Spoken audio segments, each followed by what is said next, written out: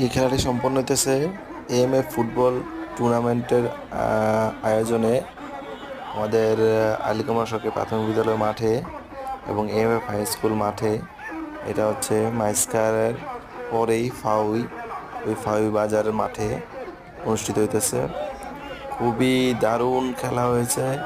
করতলা এবং করতলা একাদশ এবং চান্দিনা একাদশ, সিনিয়র একাদশের মাঝখানে খুবই ভালো খেলা হয়েছে এবং লাস্টে ট্রাইব্রেকার হয়েছে।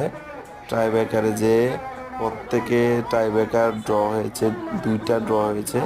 3 নাম্বার ট্রাইব্রেকারে যে তখন খেলা শেষ হয়েছে, তখন জিতে গেছে করতলা একাদশ। লাস্ট এসে করতলা একাদশ জিতে গেছে, চান্দিনা সিনিয়র একাদশের হেরে গেছে। ধন্যবাদ সবাই।